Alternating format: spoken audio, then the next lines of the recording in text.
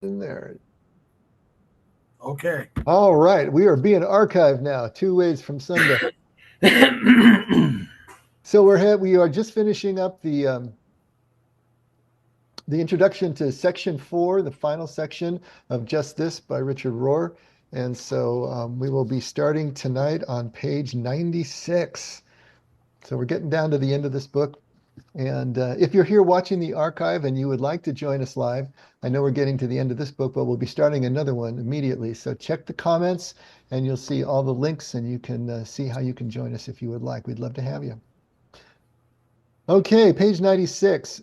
We have been going through this introduction, practices and prompts.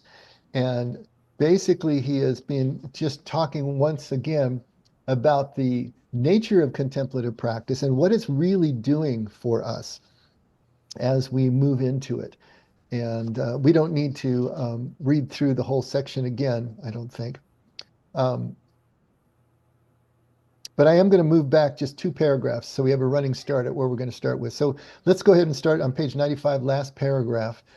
Before I jump in, um, anything that anyone wants to discuss, any old business from last week, anything you've been thinking about? Tony, are you processing anything over there? I always got to check in with you, man. Okay. All right. Let's um let's just start that last paragraph of 95 and then we'll work up to where we left off last week. Practice is important because mere willpower, I will do it, or enforced behavior, you must go to church on Sunday, does not actually change our attitude or interior space. And so he had been spending the past couple of past few paragraphs talking about the need for practice. We actually have to do this. Contemplative practice, really, you think about it, anything that is really worth having in life, you don't get out of a book. Nobody can give it to you. It can't be bestowed to you. It can't just simply be explained. It's not something that you can just cognate on and then you've got it. It is always something that has to be practiced. Think about that. You know, from a relationship to a foreign language to a any kind of skill, whether it's being a machinist or a musician, all of these things take practice. There's something that we have to do. And there's something about having done that. You know, when you see a perfect golf swing, right? You just know how many balls were driven at the driving range. You just know the hours of practice behind that. When you hear someone speaking a second language, when you hear someone playing an instrument, you just it's just this mute testimony to the hours and hours that went into it. When you see a couple that's been married for 40 years, you know what went into that relationship. And it's the same thing with our spirituality. Anything that's really worth having, we had to spend our prerequisite hours dedicated to that activity so that we could master it and we could be a part of it. And it's now a part of us. And so practice is absolutely essential for all those activities in life. And contemplative prayer, practice, spiritual formation is absolutely no different. It is nothing that we can just read out of a book. Even the Bible, it's not going to do it for us. If we don't put it into practice, it's not going to be ours. It's always going to be secondhand. It's always going to be fraught with that intellectual uncertainty that is not going to be there for us when the storms come. And that's what Jesus means when he talks about building the house on the solid rock, on the foundation. So when the storms come, it's left untouched. That solid rock, that foundation is only garnered through practice, through actually working through. We've been talking about during this Lent about the 40ness of everything, that you can't just get a download from God and expect that to last. We have to back it up with the 40ness, with that time of trial and testing, with actually working through until we get that spiritual rebirth. And so this is exactly what he's talking about. Practice is important because mere willpower or enforced behavior does not actually change our attitude or interior space. It only creates the kind of passive and passive aggressive Christianity that is so much the norm today. The old self may temporarily think some new ideas, join a new group, or try some new behaviors, but they, like guilt based diets, are usually not successful for long or at a deep level. A foundational rewiring, an inner change of actual attitude and conditioning has to take place for any change to last long term. On a diet, that would mean not just saying I'm going to eat less, but completely reworking my attitude toward food itself. Otherwise, our preconditioned brains will win every time, and we will see little actual growth or lasting change in ourselves or in our family and friends. Our foundational life responses end up being the same at age 55 as they were at 25. It is actually discouraging to notice how often this is true, even among seemingly mature people. And that's where we left off last week. So now getting into the new stuff. And we'll read it to the end and come back. Many are convinced that rituals and practices like daily Eucharist, the Rosary, processions and pilgrimages, repetitive chants, genuflections and prostrations, physically blessing oneself, which we call the sign of the cross, singing in silence, have operated as a kind of body-based rewiring. But over time, as these practices turned into repetitive obligations, they degenerated. And most people came to understand them magically as divinely required transactions. Instead of inviting people into new consciousness, they often froze people in their first infantile understanding of those rituals, and transactions ended up substituting for transformations. Mindless repetition of any practice with no clear goal or purification of intention can, in fact, keep us quite unconscious. Unless the practices keep breaking us into new insight, desire, compassion, and an ever larger notion of God and ourselves. Catatonic repetition of anything is a recipe for unconsciousness, the opposite of any real consciousness, intentionality, or spiritual maturity. If spirituality is not a very real growth in both inner and outer freedom, it is not authentic spirituality. It is such basic unfreedom that makes so many people dislike and mistrust religious people. Such fear-based spinning of prayer wheels reflects the magical level of consciousness that dominated much of the world until it began to erode in the 1960s. But each of these practices can also be understood in a very mature way also. Each of the following 12 lifestyle practices and prompts have the potential to break us into deeper consciousness, to reset our mind and heart, and to allow every day to become another encounter with the just this of every moment. By prompts, I mean a bit of guidance or advice that can serve as an entranceway and invitation into a fruitful time of prayer. Practice can lead us to what basketball players, dancers, and musicians call muscle memory. That is, the cultivation of new automatic responses and actions. Every great artist and athlete moves around inside an almost unthinking flow of creativity, precisely because they first practiced and practiced and practiced until their deepest and best flow came to the surface. When it did, it reflected their deepest and truest nature. It's a paradox that God's gifts are totally free and unearned, and yet God does not give them except to people who really want them, choose them, and say yes to them. This is the fully symbiotic nature of grace. Divine loving is so pure that it never manipulates, shames, or forces itself on anyone. Love waits to be invited and desired, and only then rushes in. Okay. Any initial thoughts you want to bring up before we start bludgeoning the text?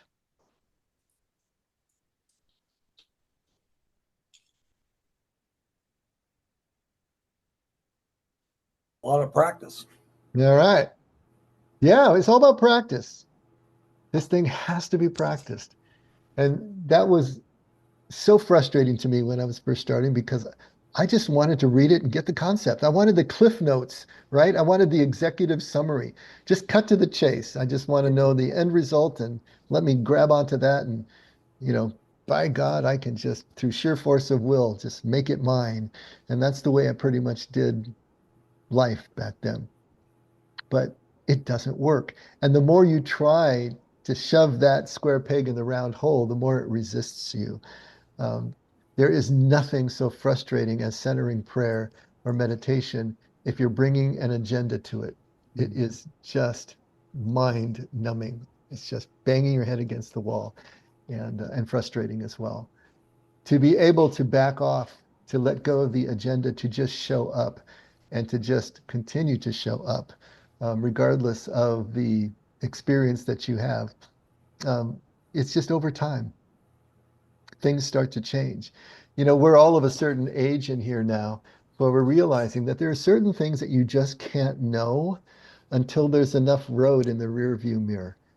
I mean, to be able to see the panorama of life, to watch kids grow up, to watch movie stars grow old, you know, to see yourself in the mirror and have experienced what you've experienced, there's just no way to get that perspective any other way than just living life long enough, you know.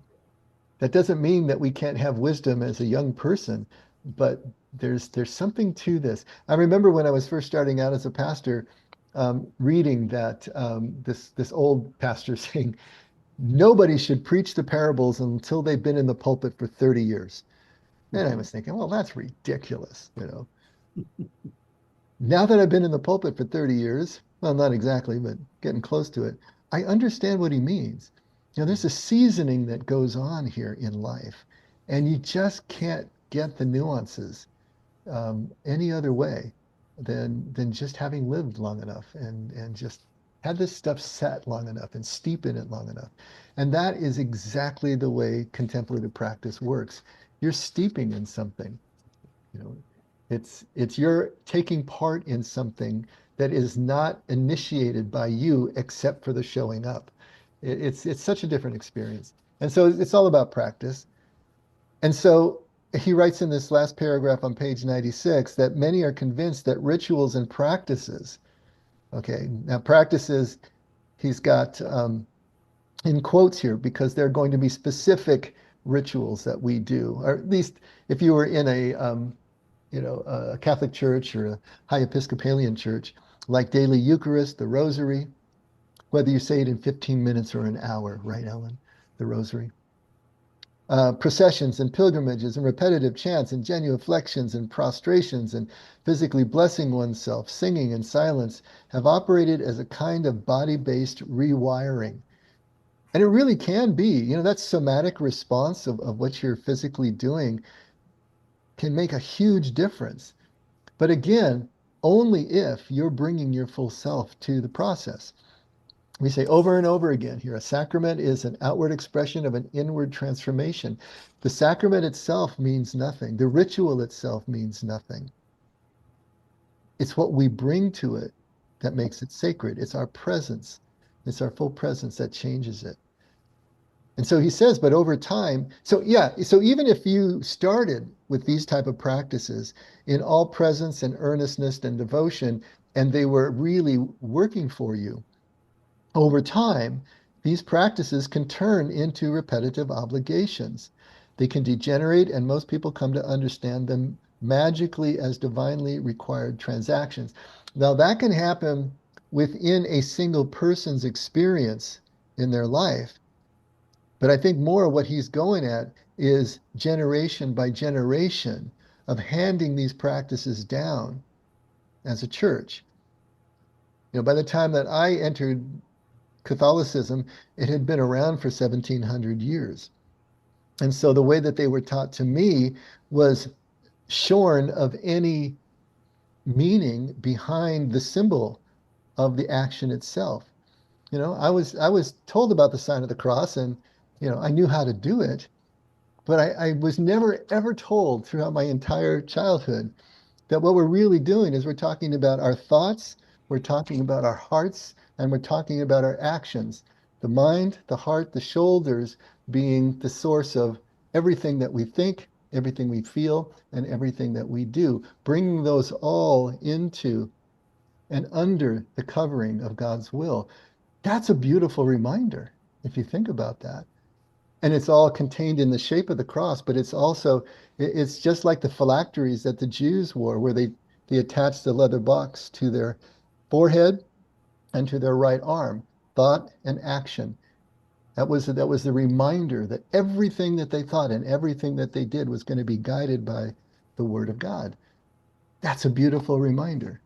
Now they got it all literalized and lost touch with what was really going on as well. But we do the same thing with these simple actions. It could mean so much, but does it? And so when we are taught these things, usually as children, we're taught the form, but we're not taught the meaning. We're not taught what it's supposed to be doing. We're not taught how these body actions can actually funnel us into an encounter with God that is going to be so much deeper than we would get otherwise. And so then if we have a symbol without a meaning to it, then it just becomes this repetitive obligation. It was something we had to do. If you walked across the body of the church and crossed the line of sight with the tabernacle and you didn't genuflect, you got in big trouble for that. We had to do that. We were never taught why. Well, the tabernacle was the place of the host and God's presence and all that. But you know what I'm saying? It was just something that we were obligated to do as children. We got in trouble if we didn't do it or didn't do it right. We ended up doing it in just a hurried way just to make sure that we did the basic minimum and all that. But we didn't slow down and really understand what was going on. And we weren't really taught that. And so over time, these practices turned into repetitive obligations. They degenerated. Most people came to understand them magically as divinely required transactions. And of course, that's the other thing that happens is that we start looking at them magically or superstitiously as some sort of divine cause and effect, which is what superstition is, that this action and this outcome that we're looking for are somehow supernaturally connected. If I carry this rabbit's foot, I'll have good luck. If I do all my obligations and duties into the church, then God is going to smile on me and God is going to grant me favor. That's superstition. And we're missing what those body rituals and practices were really all about in the beginning of things. And then what happens is instead of inviting people into new consciousness, which is what they were meant to do, they can freeze people in their first infantile understanding of those rituals, what we learned as children. And transactions ended up substituting for transformation. You know, our our practice and our religion, if it ends up being transactional, then obviously we've lost the whole point of what's going on. So I did a lot of talking there. Any reactions?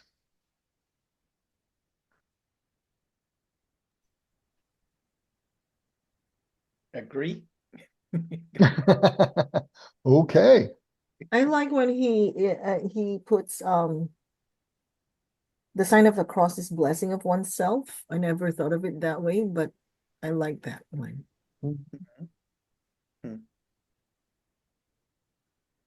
I think I've told you, that one mass that Emery Tang did, decades ago, and at Sarah Retreat, when he took the time to just stop and do little sidebars all throughout the mass and explained every practice, every ritual, every implement that was on the altar, and gave us the symbolism behind it, and it transformed the mass. I mean, I was in my mid 30s, so after 30 years of Catholic experience, it's the first time I'd heard a lot of that stuff.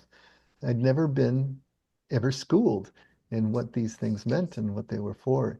It's amazing what we miss, and it's amazing what is not taught us, as something becomes rote, as something just becomes pro forma, transaction. And then we forget it's not about an obligation. Man, we had that beat into us. And I'm sure a lot of you did too. We had to go to church. We had to go to confession. We had to do these things so we could have communion.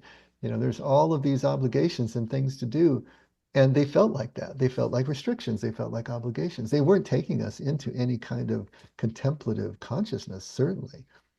Hey, Dave, can I try and connect this when you had in Western songlines the Aborigines repeating these stories and um, experiences and passing them to the next generations? Isn't part of what we're talking about part of that process that our parents were trying to do, and then it was up to us then to connect the dots on a personal connection with that these are the point of these are to lead us into a deeper connection with who we are with God. Whose responsibility was that? What are you saying? Well, as parents, our parents trained us in the rituals, if you will. Going to church, praying.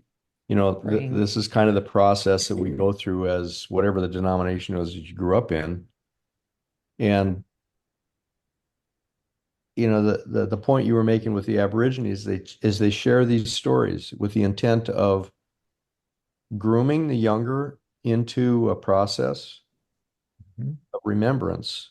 And I guess I connect with this because, growing up in the Lutheran church, there was a lot of catechism memorization, there was a lot of liturgy, there were songs the doxology that we would sing. And, I skipped out on a bunch of that stuff in certain part of my adult life, but I can reconnect to some of those things and they speak to me in ways that are very personal now because of those routines, if you want to call it that, that my mother saw for me to as part of my development. Mhm. So the connection I'm getting at is that the Aborigines would pass on these stories. It was up to that boy to acknowledge and test them during his walkabout and then come back in restored, but it was still stories of ritual of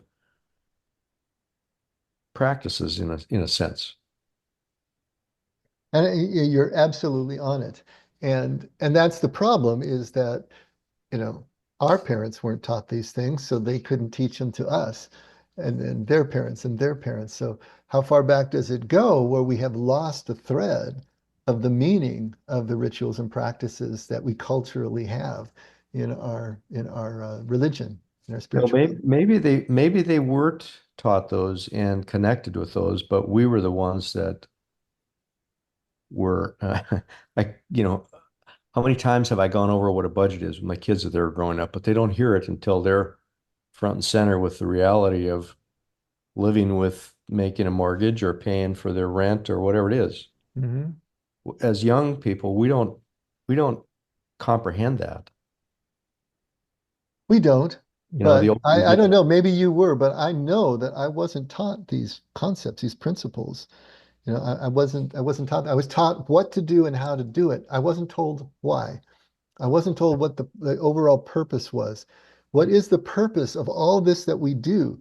What's the purpose of going to Mass and having the liturgy of the Word and the liturgy of the Eucharist? And how do they fit together? And what are they supposed to be funneling you toward? Where are we going with all this? None of that top level stuff that would have guided the use of these rituals and practices was certainly communicated to me. Yeah, And you're right. If it had been, would I have actually used it as such? Probably not. I yeah, was a kid, I had other interests, other things going on. But it would have been there in the back of my mind. And right. when I needed it as a young adult, it would have been there possibly if I had chosen to pick it up and use it. But it wasn't communicated. In the case of the Aborigines, yes, those song lines are communicated. That's what they did every night without television out in the bush around their campfires, right? They would rehearse these songs that spoke of the land and spoke of the creation gods who built the land for them and gave them all of the landmarks and all the watering holes. All of this tapestry was built into these chants. They would sound like chants to us. They wouldn't sound like songs. But having memorized that, then you stick that kid out in the bush. All he has to do is replay the songs in his mind. And all of the landscape was there for him. He knew how to survive. He knew where water was. He knew what plants would sustain him and which would kill him. When the white man came to Australia, they were amazed that the Aborigines could navigate hundreds of kilometers of open bush with no instruments, unerringly. Well, they did it with their song lines, right? But that had been passed down from generation to generation. Sadly, now they're losing it. You know, the younger generations are becoming westernized, and it's all breaking apart. After 60,000 years, the Aborigines are thought to be the oldest continuous culture on Earth, you know, going past the last ice age, and they're losing it now, which is sad. But this is, you know, what we're trying to do is pass this down from generation to generation. But if we're going to help in any of that, even some of us now as grandparents, right? We need to get it into ourselves first if we're ever going to be able to pass it on. One thing about being grandparents, and I think this is interesting, is that one thing that we think of grandparents doing is telling their grandchildren stories. And you know, the idea of telling your grandchildren stories that carry with them the message of Jesus, but stories that the children can relate to. Boy heroes, little girl heroes, so they can identify with the person, but find, you know, create a clever story so that it has the gospel in it, so they can get those concepts before getting into more formal teaching.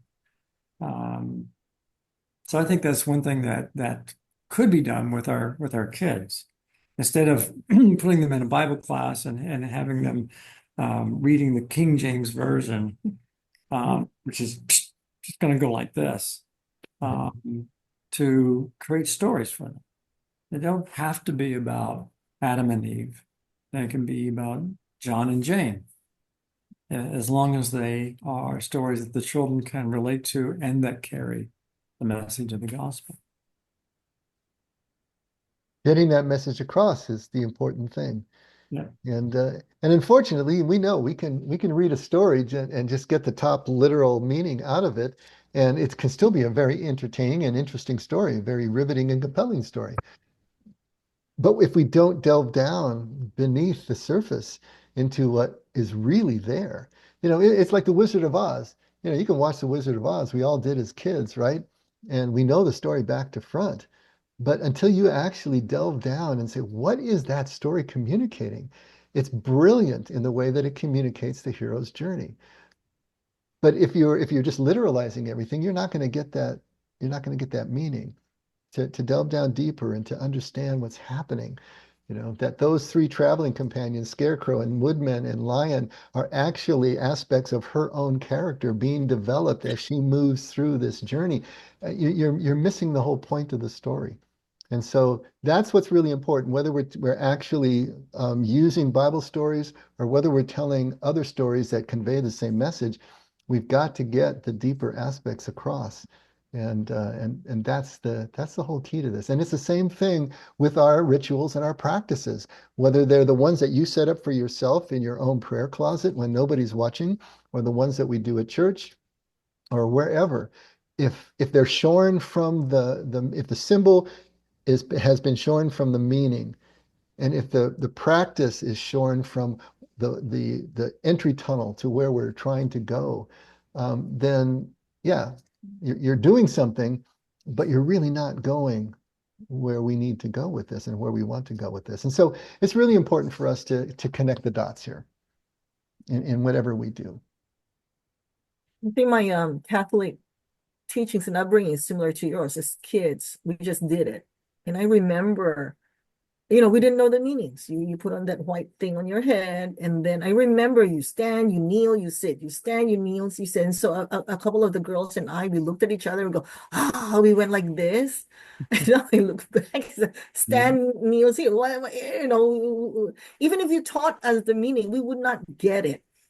And then this was 4 days ago, I was at the Saturday vigil, and I heard the prayer. You remember the penitential act that says, through my fault, through my fault, through my most grievous fault, and you beat your chest?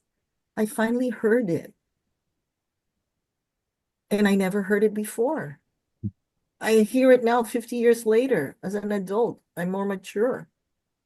Of course, as a kid, you just blah, blah, blah, blah, you just babble it out. It had no meaning.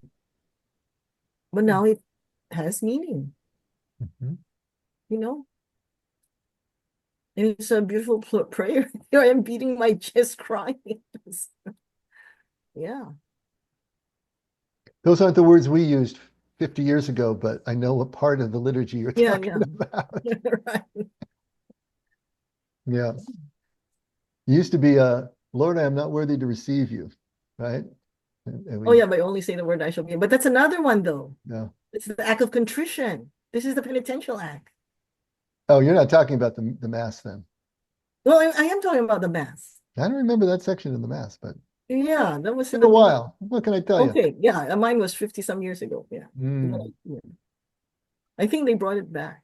I think. So Anyway, at the top of page 97, mindless repetition of any practice with no clear goal or purification of intention can in fact keep us quite unconscious unless the practice keeps breaking us into new insight, desire, compassion, and an ever larger notion of God and ourselves. That's it. If we just keep repeating these, after a while, you just go numb, right? You're just doing it over and over again, and it means less and less and less. And it's keeping us completely unconscious, unaware of, not present to what is right with us. We're just going through these motions. The motions have become muscle memory for us. We're showing up to the motions, but they're not taking us anywhere. We're just digging holes at that point, but we don't have an X over our treasure. So we're not getting where we need to go. We're just going through it over and over again. It is so important for us to reestablish a connection, a meaningful, mindful connection with anything that we choose to do along these lines. And it can really be anything that we choose to do that brings us back to the state of connection and presence that we're trying to achieve, so that we can step aside from the egoic mind, from the processing unit, central processing unit, and actually just be. That's the goal of all of this. What is the real goal of the rosary? Is it just to complete it? Is it really to go through and contemplate all the mysteries? Well, that's not a bad thing. But any prayer bead is about giving the monkey brain something to do so that we can just rest in complete presence. You're just following the beads, you're saying the prayer, but after a while, you've risen above yourself. Just like on those early morning runs I used to take, I felt like I was above myself, being carried along for the ride, and the body was doing its thing. Prayer beads can take you into that kind of contemplative state if we allow it to, right? And each of these somatic practices can do that for us as well, if we're using them that way. And that's the part that's up to us. Like Bill said, what are we bringing to it? Are we bringing anything to it? Or are we just going to repeat by rote over and over again?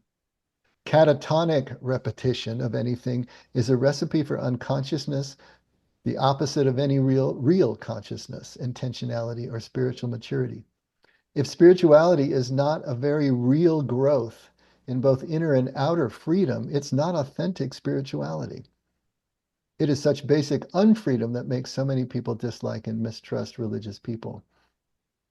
So this is where we're headed. In fact, we're going to go into negative returns. We can get a kind of callus built up over our true self by doing this over and over again for years or decades on end, to the point where now we've got a lot of more undoing to do before we can get back down to what's really at issue. And of course, often it's a traumatic event. It's some kind of loss that can really peel back the curtain of all of this and make these kind of rituals just seem ridiculous. They're not ridiculous, but if they're separated from the meaning, then they sort of are.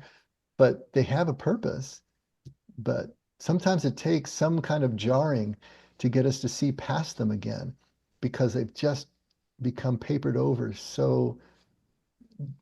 so many layers, it's difficult for us to deal with. And I think this is where Rohr is trying to take us and get us to understand. That complacency that comes from just doing your duty, doing your obligation, as if now you're entitled to God's approval, reward, whatever, that unnamed contract that is implicit in passive religion. Is the opposite of the divine dissatisfaction and the blessed unrest that we've been talking about. Do you still have that fire in your belly? Do you still want more? Do you still really want to move forward and connect on a deeper and deeper level? That's going to make all the difference to what you bring to these practices. Such fear-based spinning of prayer wheels, quote unquote, reflects the magical, quote unquote, level of consciousness that dominated much of the world until it began to erode in the 1960s. But each of these practices can also be understood in very mature ways as well. So we can either be spinning our prayer wheels, doing these things unconsciously, and reflecting this magical level of consciousness that I want to talk about a little bit more. It's interesting that he talks about that magical level of consciousness dominated the world until the 1960s. I'd go back at least a couple, 300 more years and say the Enlightenment in the West was, I see where really logic and rational thinking replaced a lot of the magical thinking of the medieval church and medieval Western cultures. At first. And of course, the 60s really tore the covers off. And we've been living that legacy for the last 50 years, But I think it happened a little earlier in the West. But there was a shift, where we left that magical level of thinking and moved into this rational and hyper-intellectual type of thinking. And it's when he puts that magical level of consciousness in there, his footnote there is referencing Ken Wilber and spiral dynamics. And I don't know if you've ever heard of that before, but I wanted to just go through a little bit of this quickly. I think we have time. So let me share my screen.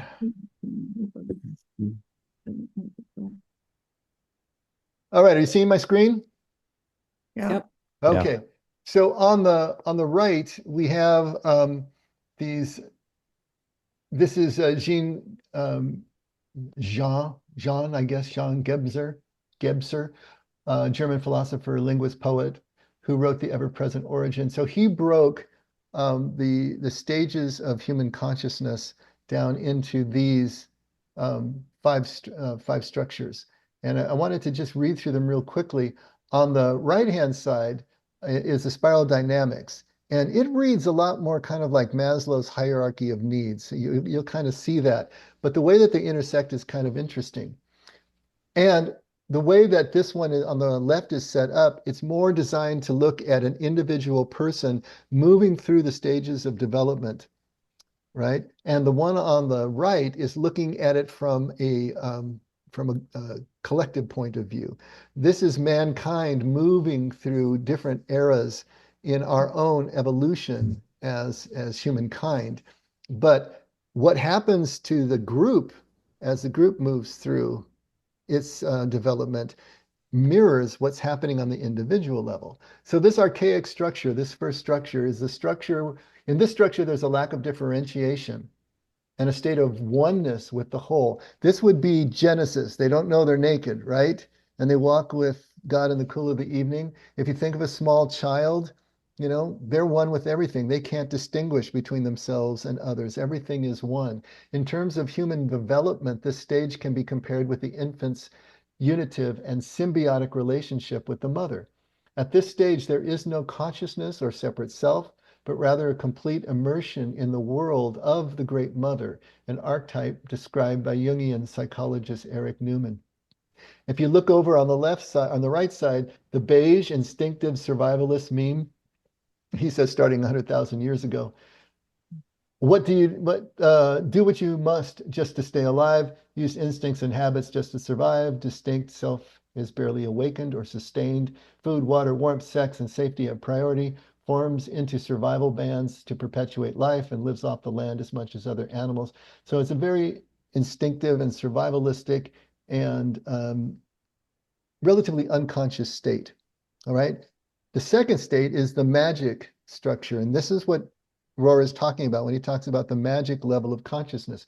The human has been released from his harmony or identity with the whole, and consciousness begins to emerge in a dreamlike way. The child is largely driven by his emotional states.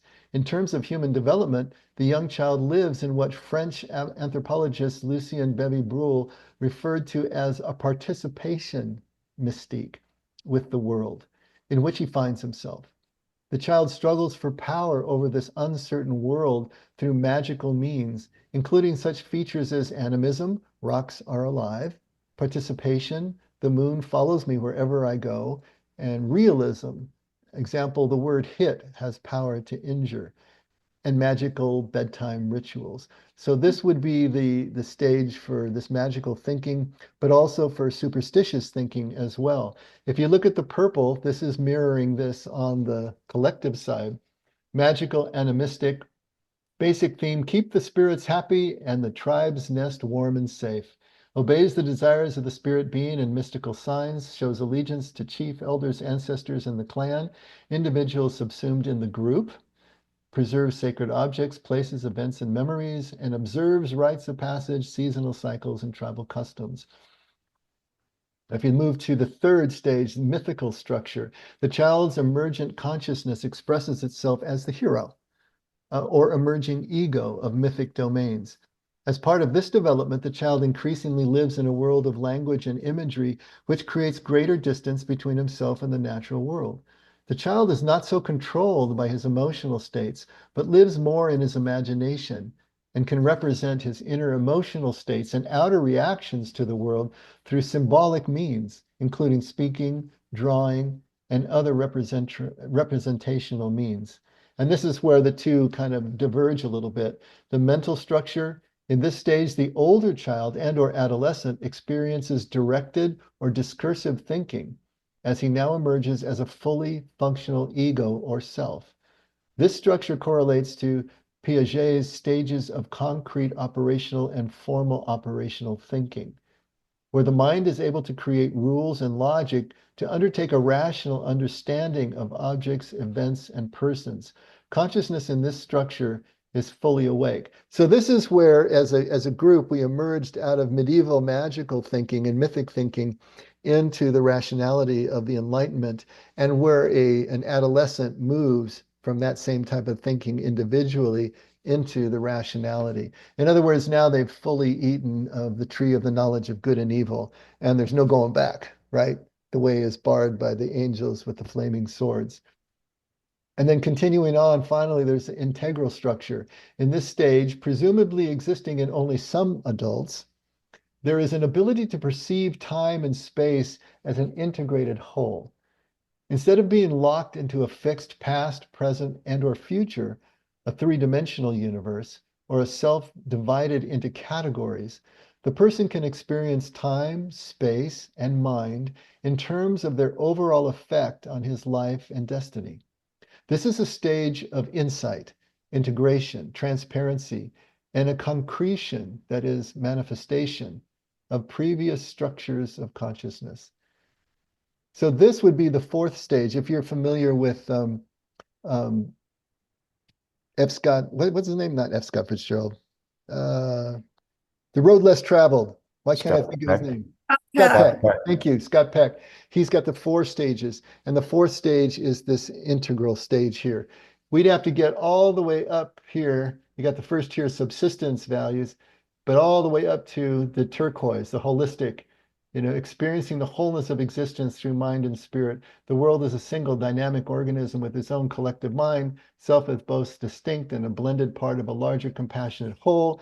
Everything connects to everything else in ecological alignments. Energy information permeate the Earth's total environment. Holistic, intuitive thinking and cooperative actions are to be expected. So we see this evolution in both. Ken Wilber said, how do you know someone has reached the integral structure? If they go to a party, they're friends with everybody. Is a simple way that he put that. At this point, you're completely ecumenical. At this point, your spirituality can cross multiple traditions and you can find the commonality with everyone. You are absolutely in liminal space at this point, right? And you can see all of the comings and goings, and you can be a part of that as well. And then to layer onto that is Fowler's stages of faith development. And notice the commonality between that and what we just went through. Primal or undifferentiated faith. Infants and young children trust caregivers without differentiation. Intuitive or projective faith. Children aged 3 to 7 interpret religious concepts literally and through imagination. The mythic literal faith, ages 7 to adolescence, believers adhere to religious stories and symbols literally. Synthetic conventional faith, adolescence to early adulthood, individuals integrate personal experiences with religious teachings.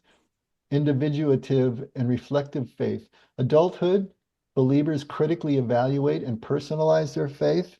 This is the stage at which most people come to the effect. They're in that would be the third stage of Scott Peck's 4, right? Where the second would be the mythic and magical, and the first stage would be the primal or undifferentiated. So these all have this commonality to them.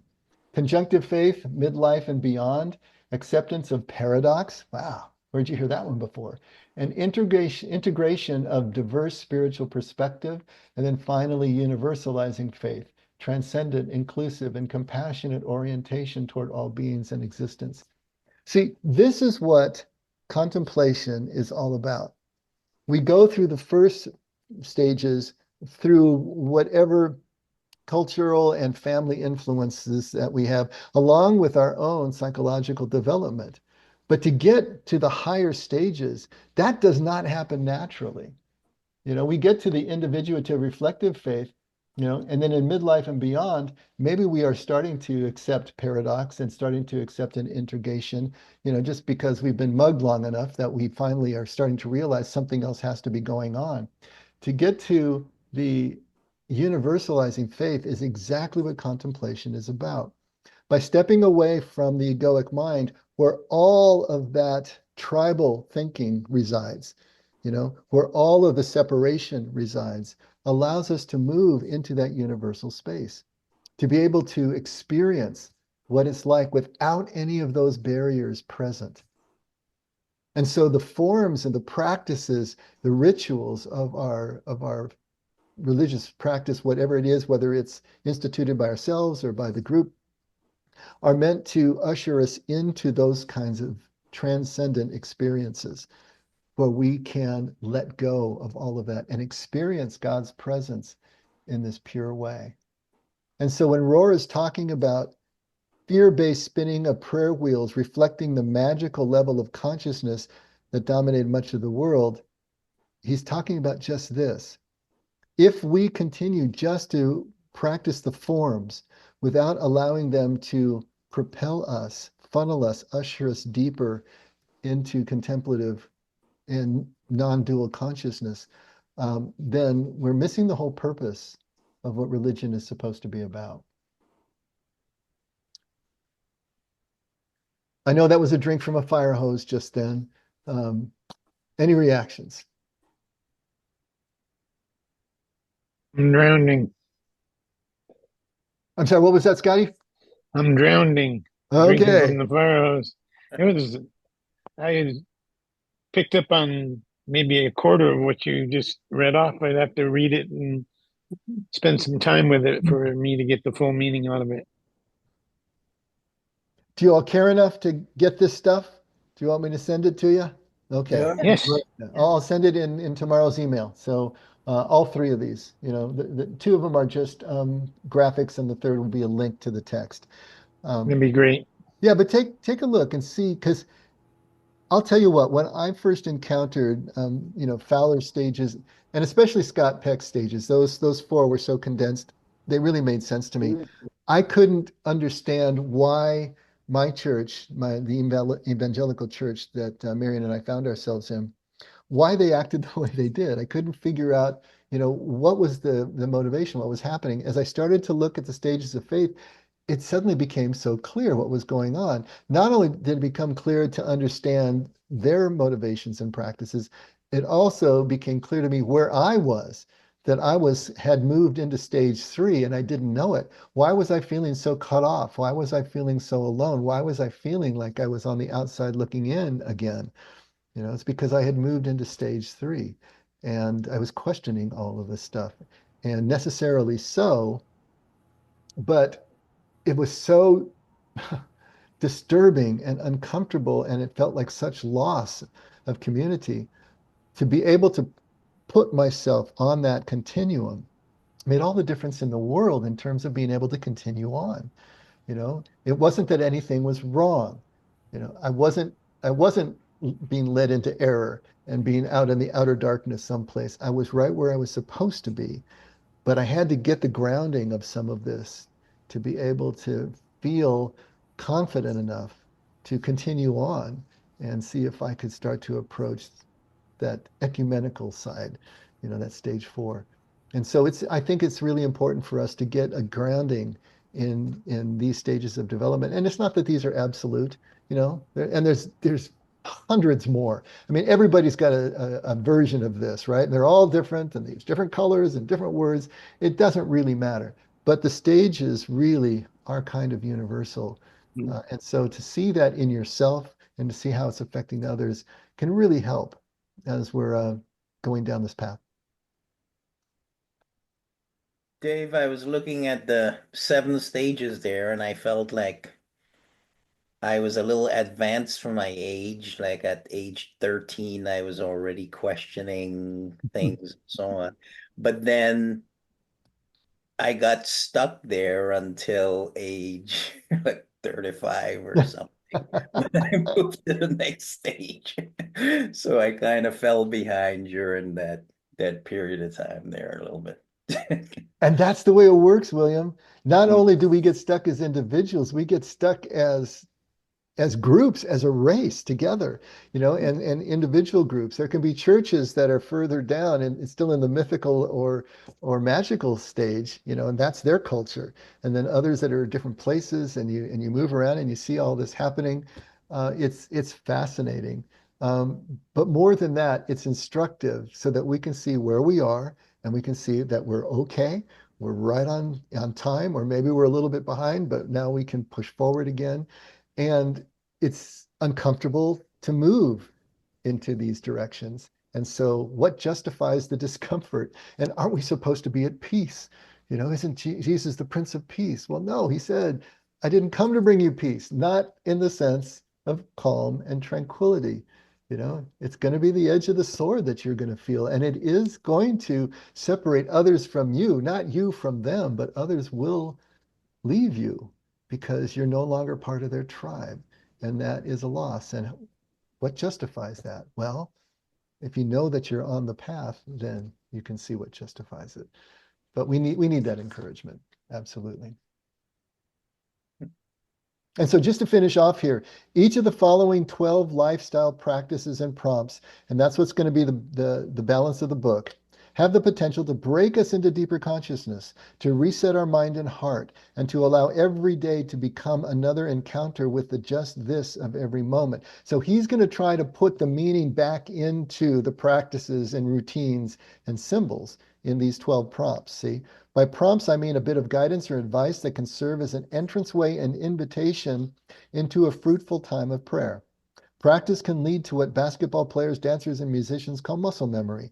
That is the cultivation of new automatic responses and actions.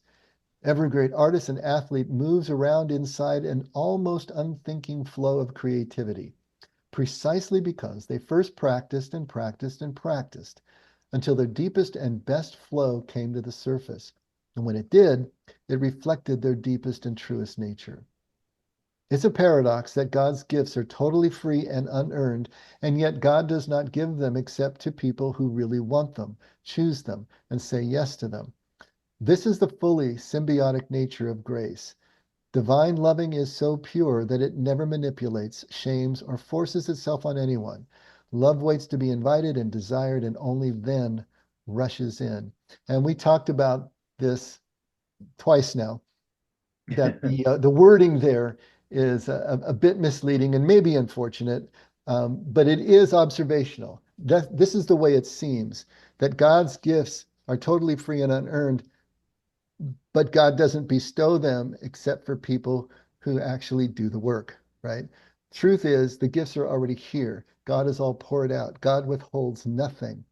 But we won't be able to avail ourselves of those gifts. We won't even see them as gifts, let alone think that we can actually pick them up or are worthy of them until our desire, our motivation, our divine dissatisfaction, our blessed unrest will drive us through the path of disturbance to get to the other side. And so it feels like God is withholding, but God is not. It's all here. It's all within us. It's all waiting and ready. But we do have to do some work. And the work is subtraction. It's not addition. There's nothing out there we need to get. It's what we need to remove in order to see what's already here. I think God wants us to want to.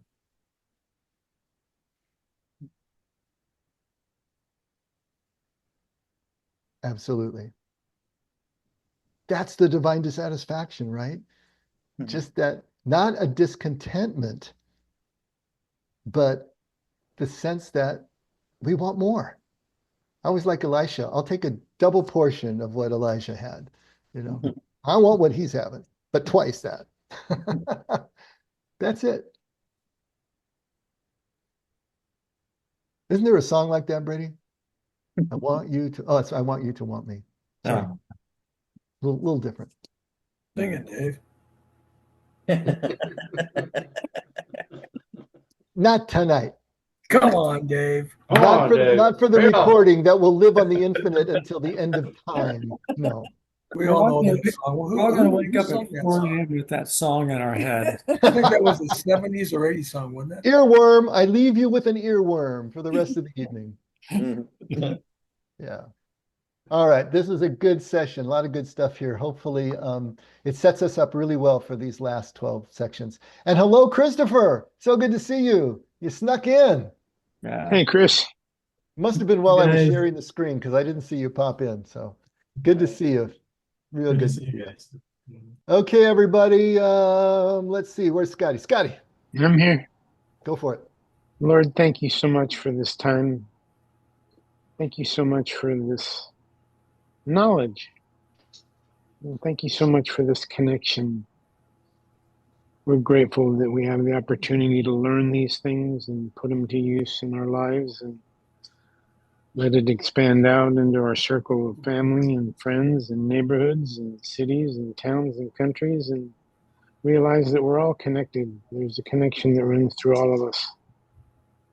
So we're glad that we get to have these experiences. Some of them are challenging at times, as you well know, and we still find ourselves hungry for the knowledge, to learn so that we can put into practice and have the experiences and find the ultimate meaning of what you want us to know and how you want us to grow, and ultimately how you want us to expand our lives into the different ways we affect each other. And we're just grateful, Lord. There's so much to learn and so much to absorb.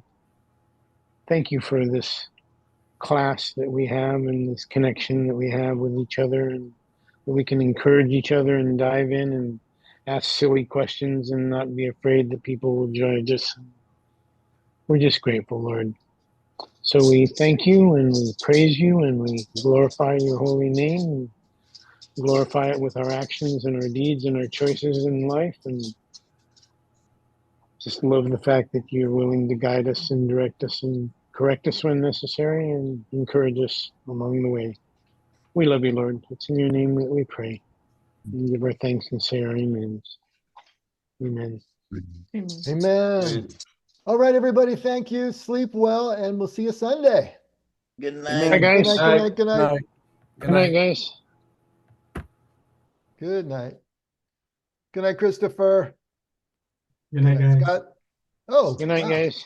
Usually Jordana's the last one off. So good night, George. All right. See you soon. How's everything over there, Christopher? It's going well? Yeah, everything is good over here. Not too bad.